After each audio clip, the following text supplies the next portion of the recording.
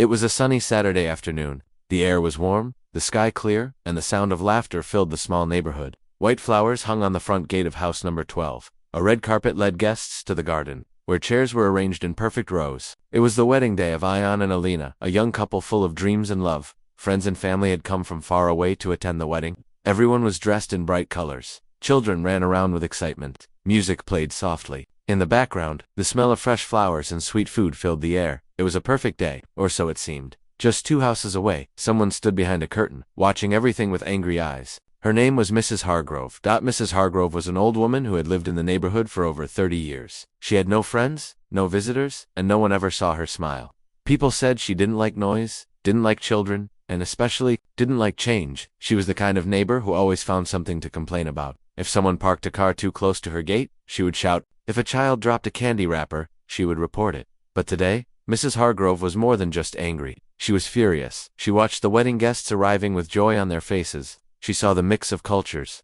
the decorations, the loud music. It made her uncomfortable. It made her feel small and forgotten. And that feeling turned into something dark. These people have no respect, she whispered to herself. No respect for rules. No respect for this neighborhood. She picked up her phone and dialed a number she knew by heart. The police. 911. What's your emergency? Mrs. Hargrove took a deep breath. Yes, I want to report a public disturbance.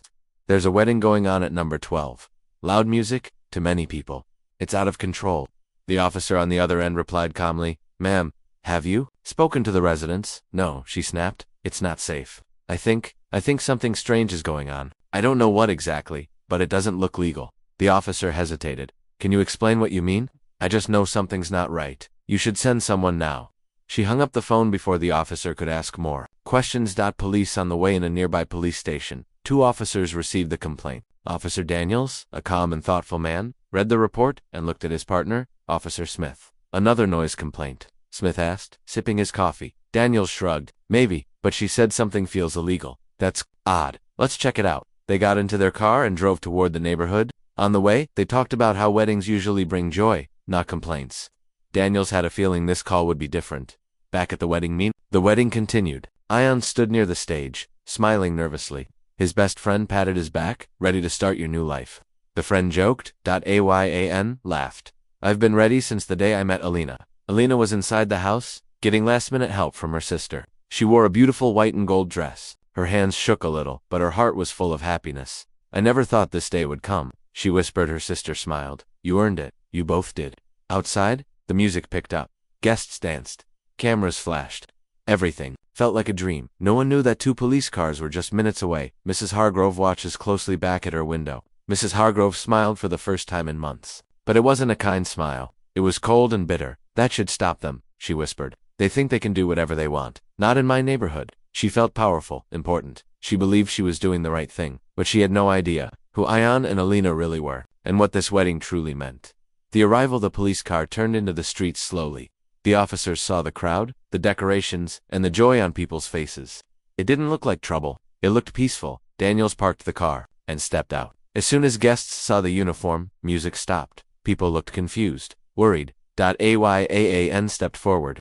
Is something wrong, officer? Before answering, Daniels looked at him. Really looked. His eyes narrowed. His face changed. He turned to his partner and said quietly, Do you know who that is? Smith looked at the groom and frowned. Wait, he looks familiar. Daniels nodded slowly. He's not just some random guy getting married. Suspense builds. Alina came out of the house, holding her dress up so it wouldn't drag on the floor. Her face was glowing with happiness until she saw the police. What's going on? She asked softly. Daniels looked at her, and then at Ion again. I think we need to talk, he said. The guests watched in silence. No one understood what was happening. Mrs. Hargrove, from her window, was smiling again. She thought the wedding was ruined, but she had no idea what kind of shock was waiting for her. The crowd stood frozen. The music had stopped. The joy of the wedding had turned into confusion. Guests looked at one another, whispering, unsure of what the police wanted. Ion stepped forward again. His voice was calm, but his eyes were full of concern. Officer, is something wrong? Why are you here? Officer Daniels didn't answer right away. He stared at Ion, as if trying to remember something from the past. Then, slowly, he spoke. You're Ion Malik, right? Ion nodded. Yes, that's my name. Why? Daniels took a deep breath. And your bride? She's Alina Shah. Alina came closer. Yes, that's me. But why are you asking? Daniels exchanged a look with Officer Smith. Because this isn't just a wedding. This is a story we've been following for over a year. Flashback begins. 1 year earlier, narrator voice, soft tone. 1 year ago, 2 young people disappeared from their hometown. Their families were heartbroken. Police searched, but there were no signs. Rumors spread. Some said they had run away. Others feared something worse. Ion and Alina had been from 2 different worlds. Ion's family was traditional, while Alina's family followed strict customs. Their love was not accepted. When they told their parents they wanted to marry, both families refused, so they left. They changed cities, changed names. Started from zero. It was hard, but they had each other, and they dreamed of one day having a simple wedding, surrounded by kind people who accepted their love. Back to the present. Daniels looked around at the guests. We received reports about a missing couple. Your photos were sent to all departments. When I saw your faces today, I remembered. Alina's eyes filled with tears. We didn't mean to hurt anyone. We just wanted to be together. We didn't feel safe in our own homes. Daniels softened. You're not in trouble, but your families. They've been searching for you. There's a lot you don't know. Ion's face turned pale. What happened to them? Are they okay? The shocking update. Daniels checked his phone and showed Ion a photo. It was a picture of Ion's mother, crying, holding a framed picture of him on TV news. Narrator, she never gave up hope. She believed her son was alive somewhere, just waiting for the right time to return. Ion's hands shook as he looked at the screen. Alina leaned on his shoulder. I didn't know she was still looking for me, he whispered. Daniels nodded. Your families have changed. A lot has happened since you left. Maybe it's time you heard the full truth. But Mrs. Hargrove isn't finished yet. Back at her window, Mrs. Hargrove grew angry. She couldn't hear what was being said, but she saw the police talking calmly. That made her furious. What are they doing? She muttered. They're supposed to stop this wedding, not join it. She stepped outside for the first time in months, holding her phone tightly. She marched toward the police and shouted, this wedding is illegal. These people don't belong here. You're making a mistake. The entire crowd turned toward her. Ion looked at her and said nothing. Daniels raised his hand. Ma'am, please calm down. Everything is under control. But Mrs. Hargrove didn't stop. She pointed at Alina and yelled, who are these people? Why are you protecting them? They don't look like us. They don't act like us. Gasps filled the garden. Emotional response. One of the guests stepped forward. He was an older man, a friend of Alina's father. He looked Mrs. Hargrove in the eye and said quietly, love is not illegal, ma'am, and hate is not welcome here. Daniels stood beside him. This couple has done nothing wrong. They're not criminals. They're just 2 people who wanted to love freely. Everything had changed in a few minutes. What started as a joyful wedding had now become a scene of shock, fear, and many questions. The police were still standing with Ion and Alina, trying to calm the guests. Mrs. Hargrove was standing near the gate, still angry and whispering things under her breath, but no one paid attention to her anymore. Everyone's focus was now on the words. Officer Daniels had just spoken. Someone from your past followed you here, and they're still hiding. Who could it be? Ion looked around at the guests. His hands were cold. Who are you talking about? He asked. Who followed us? Officer Daniels checked his phone again. We got a warning 2 days ago. A man came into a local police station and asked about you. He didn't give his name. He showed your photo and said he was a friend, but something felt off. Alina held Ion's arm tightly. Did you see his face? Daniels nodded. We checked the security footage. I think he's here. A chill moved through the crowd. People began to look around, unsure of who they could trust. Narrator suspense voice. Sometimes, danger wears a smile. Sometimes, the enemy is already inside the celebration. Daniels gives the clue. Daniels turned to Smith and said quietly, bring up the footage. Smith pulled out his tablet and opened a video. It showed a man entering a police station wearing a simple black jacket, cap pulled low. His face was clear, but his expression was cold, angry, determined. Daniels turned the tablet around. Do you know him? Ion's eyes widened. Yes, that's Alina's cousin, Rizwan. Alina gasped. Rizwan, but he lives in another country. Daniels shook his head. Not anymore. He arrived here 2 weeks ago, and we believe he's somewhere in this crowd. The search begins. Daniels spoke into his radio, alerting more officers. Keep eyes on every guest, quietly. Don't alarm anyone. Police moved slowly through the crowd, pretending to check on people. Meanwhile, Ion and Alina stood close together, nervous and afraid. Narrator. They had escaped once, but the past had followed them, and now it was standing in the middle of their happiest day. The man with the camera in one corner of the wedding. A man stood holding a large video camera. He wore a fake smile and moved quietly, recording the guests. No one noticed anything strange until Officer Smith looked closer. Hey, that guy? I saw him near the police station too, Smith said. Daniels looked carefully. That's him. Without warning, the man turned and began walking toward the back gate. Daniels whispered into his radio. Suspect is moving. Do not let him leave. The two plainclothes officers followed the man quietly. As he reached the gate, one of them called out, Excuse me, sir. Can we talk to you for a moment? The man froze, then suddenly dropped the camera and ran. Guests screamed. Music equipment fell to the ground. The chase began. Daniels ran after him. Smith followed. Man jumped over a fence, ran through a small alley, but the police were faster. Within seconds, he was caught and pushed to the ground. Who sent you? Daniels shouted. Why are you here? The man looked up slowly, breathing hard. I didn't come to stop a wedding, he said coldly. I came to stop a mistake. The man was caught, but peace had not returned. Police had taken Alina's cousin into custody. He came to the wedding pretending to be a cameraman, but his intentions were dark. He didn't want to capture memories. He wanted to destroy them. Still, something didn't feel right. As Officer Daniels spoke to his team, his expression remained serious. Rizwan was trying to stop this wedding. Yes, he said quietly, but he wasn't working alone. He had help from inside. Alina looked at Ion. Inside? You mean someone we invited? Daniels nodded. Someone here. Came not to celebrate, but to spy. Narrator suspense tone. They thought they had escaped the past, but the past had put on a smile, worn a wedding dress, or maybe even raised a toast. Police began questioning the guest. Daniels and his team began quietly talking to guests. They asked gentle questions. Where did they come from? How did they know the couple? Most guests were nervous but answered honestly. But then came one man, dressed in a suit, holding a small gift box. He said his name was Samir, and he claimed to be a college friend of Ion. Daniels asked him, which college? Samir smiled. The one in Lahore. Daniels tilted his head. Ion never went to college in Lahore. Samir paused. Just for a second, but it was enough. Daniels stepped closer. Show me your ID, please. Samir laughed nervously. I must have made a mistake. I'll be right back. He turned to leave slowly, too slowly. Daniels moved fast.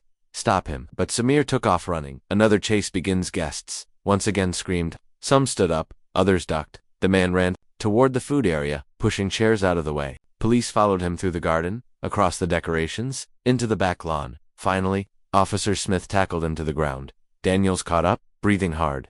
Tell me your real name. Samir glared at him. You think this wedding is a victory? You think love wins? Not in our world. Daniels looked at him with calm strength. Maybe not in your world, but in theirs. Yes. Alina's fear grows back at the stage. Alina was trembling. She looked around, paranoid. How many people want to destroy us? She whispered. We didn't do anything wrong. Why are they after us? Ion sat beside her, holding her hands tightly. Because we chose love over hate, and that scares people. Narrator. They had hidden their love for so long, but even after running away, the danger had followed them, and now, it was hiding in plain sight. Mrs. Hargrove tries again at the back of the crowd. Mrs. Hargrove was still fuming. She watched the chaos and smiled. They're finally getting what they deserve, she whispered. But then a little girl, the flower girl, walked up to her. Why are you so angry, Auntie? Isn't this a happy day? Mrs. Hargrove didn't know what to say. The girl added, My mama says love is like a candle. You can try to blow it out, but it always lights again. Mrs. Hargrove stood there, speechless. For the first time, her eyes looked soft. Daniels returns with news. Daniels returned to the wedding stage and faced the couple. We found out who sent them. It wasn't just Rizwan, it was someone older, someone closer to both of you, Ion asked. Who? Daniels looked serious. We believe it was your uncle, Alina, and he's not finished yet. Alina's face went pale. The orange glow of sunset spilled across the garden. Guests tried to return to the celebration, but fear still lingered in the air. Ion and Alina sat together on the stage, holding hands tightly. Officer Daniels stood beside them, scanning the street. Arrival of the uncle far down the quiet road. A sleek black car rolled to a stop. The driver stepped out and opened the back door. A tall, serious man climbed out. Alina's uncle, Mr. Hamid. He wore a dark suit and carried a small, leather briefcase. His face was calm, but his eyes burned with anger. He took one long look at the garden, then walked toward the gate. With each step, the guests fell silent. They knew this was the person who had been pulling the strings. A quiet confrontation moved forward to block his path. Sir, may I help you? Mr. Hamid stopped just outside the gate. He glanced at the couple and said, So this is where you hid. I thought you loved me enough to tell me where you went. Alina stood up, voice trembling. Uncle, you shouldn't have come. You scared everyone. Hamid smiled coldly. I came to save you from your own mistakes. Ion stood too. She's not a mistake. She's the woman I love. Hamid's eyes narrowed. Love is a luxury you can't afford. Boy, you think you can just run away and be happy. This is my family. I decide what happens. Tension rises. Officer Smith stepped closer. Sir, please calm down. You can't force them to leave. Hamid turned his gaze to Smith. Am I under arrest? Daniels answered. Not yet.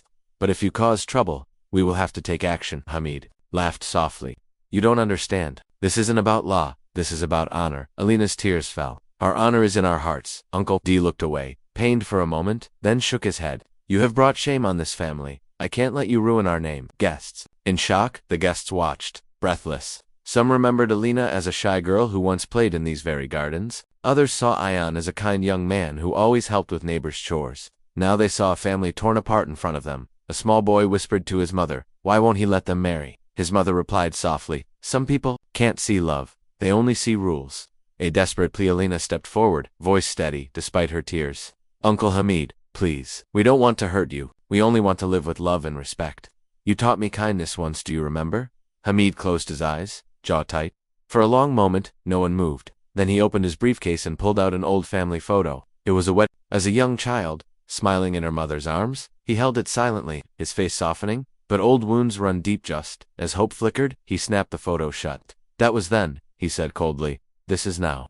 I can't accept what you've done." He turned to leave. The crowd sighed in relief until he stopped at the gate and spoke without looking back. "I'll be watching, and if I see you breaking my rules again, I will come back. This wedding means nothing to me." With that, he walked away. The car door shut, and he drove off into the fading light. Emotional fallout. Alina sank to the ground, sobbing softly. Ion knelt beside her, wrapping his arms around her. Officer Daniels and Smith watched the car disappear, then moved to comfort the couple. Daniels placed a hand on Ion's shoulder. "You have courage," he said quietly. "You stood up for your love."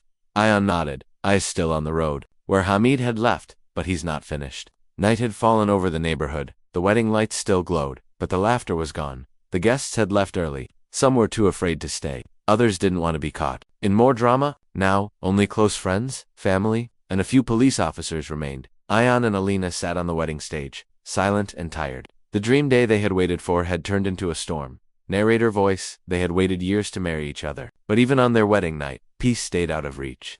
Daniels remains. Alert. Officer Daniels stood near the gate with Officer Smith.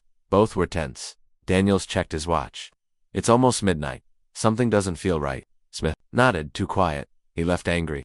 "That kind of anger doesn't go away so easily." A mysterious call suddenly. Daniels' phone rang. He answered. "This is Daniels." The voice on the other end was shaky. "Sir, I think someone is watching the couple's house.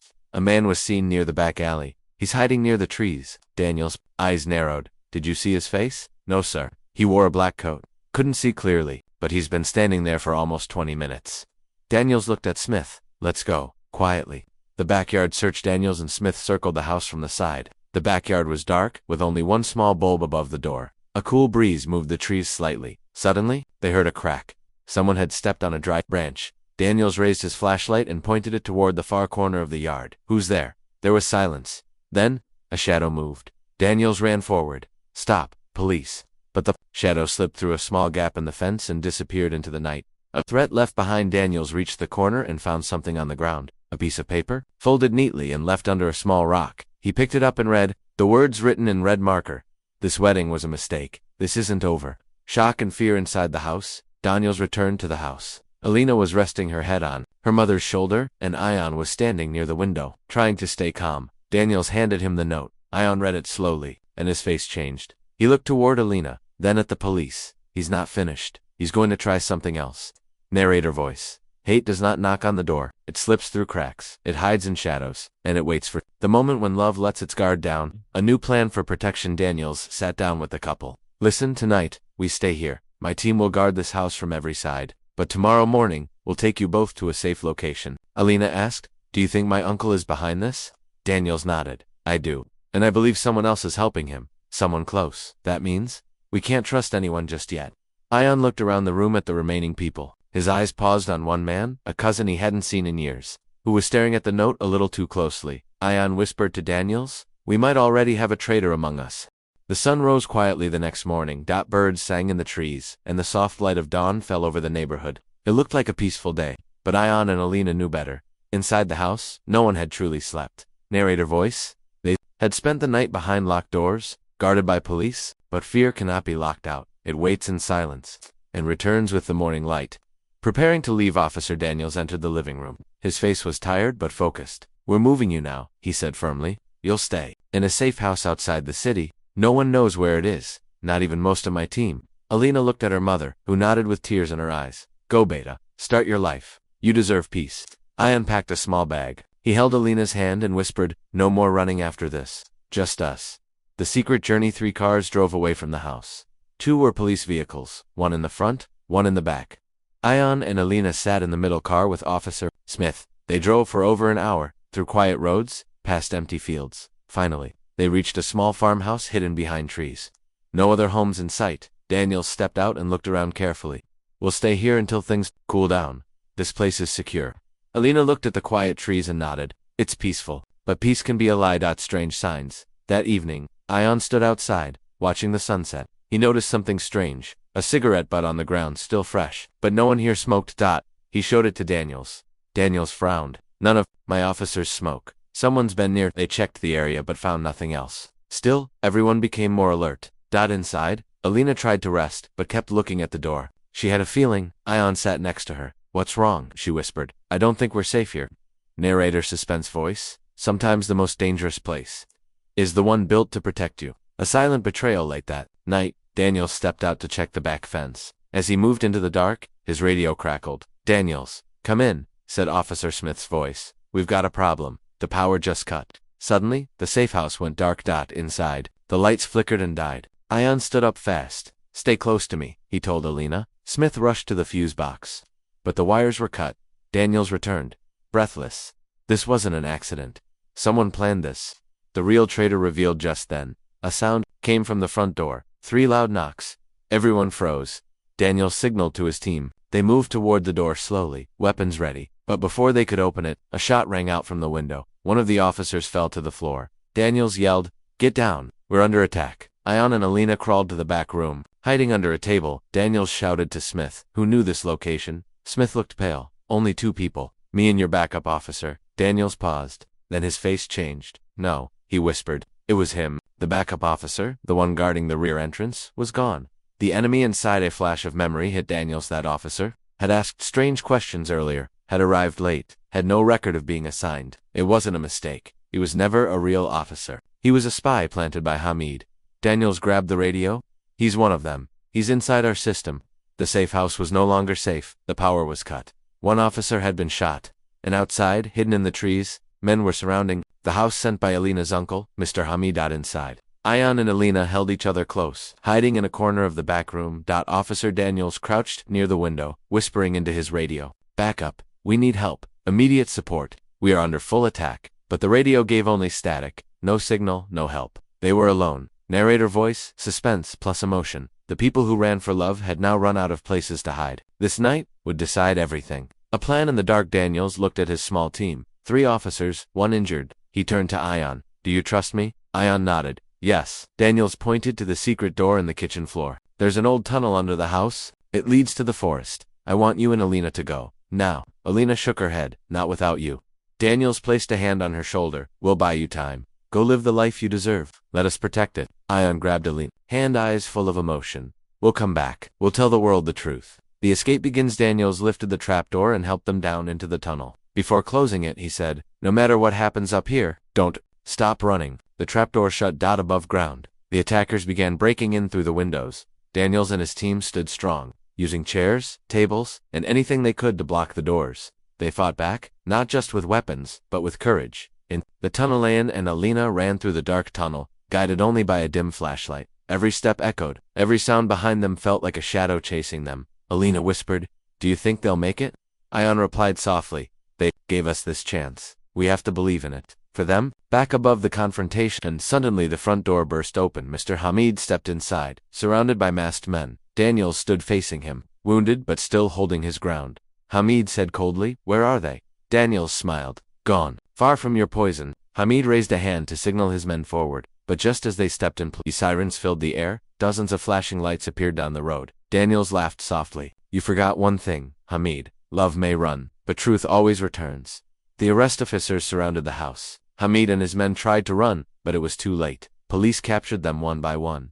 Daniels, injured but proud, gave the order, arrest them all. This wedding ends in justice. A new beginning. 2 days later, Ion and Alina stood in front of a small house, miles away, safe at last. A newspaper sat on the table. The headline read, Criminal plot foiled at wedding. Family member behind. Attack arrested. Alina's mother called from inside. Beta chai is ready. Ion smiled. Normal life. At last. Alina looked into his eyes and whispered, we didn't just survive. We won.